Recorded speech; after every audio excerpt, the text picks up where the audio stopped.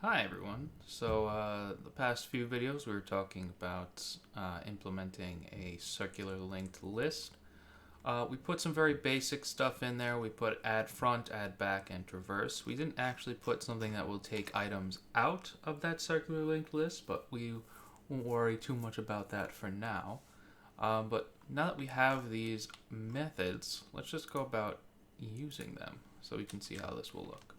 So I'm going to say we create a new CLL called C1, and that's equal to a new CLL.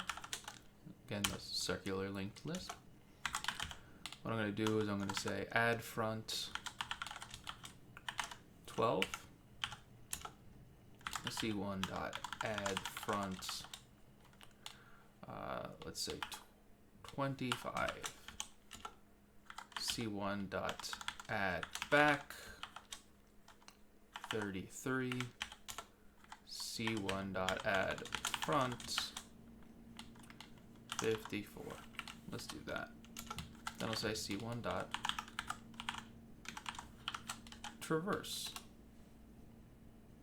I'll run this and let's see what we get. We get this printed out. 54, 25, 12, and 33. Let's take a look at why this is printed out in this order. All right. So first, let's just make a node that I could copy and paste. Nope, that's not it. Real quick. Okay, so we have that. All right, so we have our first node. You know what? I'm just gonna keep retrying it every time. Yeah, we have our first node.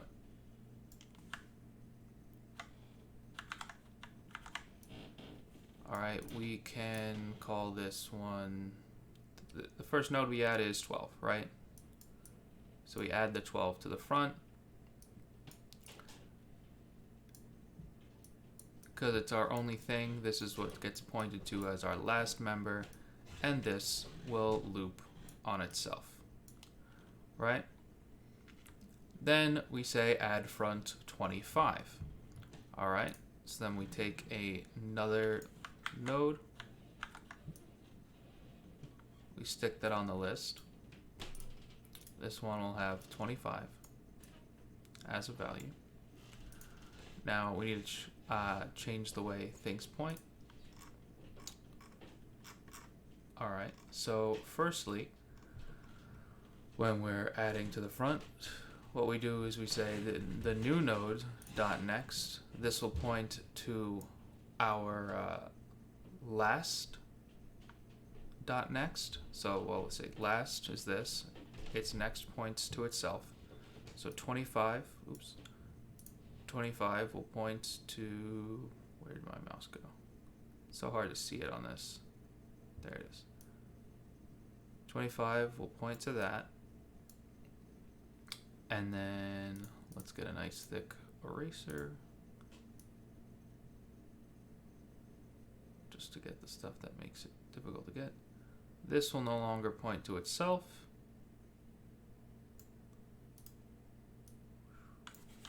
It will now point to our new node. All right, and this is based off of what we have here, right? New node.next gets pointing to last.next, and then last goes to there. All right, so we added 2 to the front. Then we had add back 33. All right, so let's put a new node in here.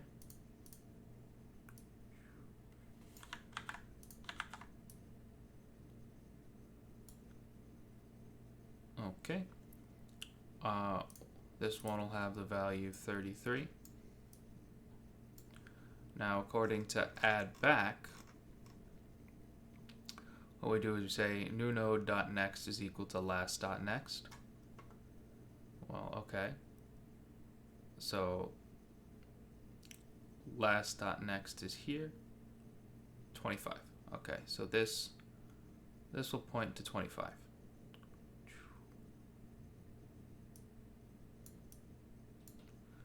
Then it says last dot next is equal to new node.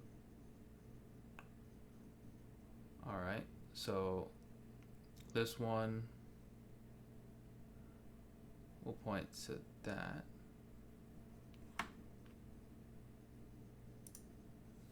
All right, so let's just get rid of this. Nope. So last dot next is no longer this one. Last dot next will now be over here. I know it's a little bit out of order. And let's see. Last is equal to new node. Okay. So this will point to there. All right, let's reorder this nicely because I know this is pretty ugly. So this gives us 3 boxes, 3 nodes rather. They're end up going to be 33, 12, and 25, right? 12 points to 33, right? You see that? 33 points to 25, and 25 points to 12. All right, that's how this is. Just I reordered it to make it look not horrible. All right, and then over here, the last is pointing to that most recent thing that we put in. All right, then our last operation, we said add to front the 54. So again, when we're adding to front, let me just bring this up as best I can. Yeah, that's fine. When I'm adding to the front, I'm going to get one more node. Let's just stick that there for now. The node is going to be 54. Then with add to front, since we have more than, 0 nodes, that new node dot next is going to be last dot next. So this is going to point to our 12. Then our, oh sorry, it does not point to our 12, that's silly. Last dot next is 25, so it's going to point to 25. Whoopsie. Then our last dot next is going to be equal to that new node. So instead of that pointing to 25,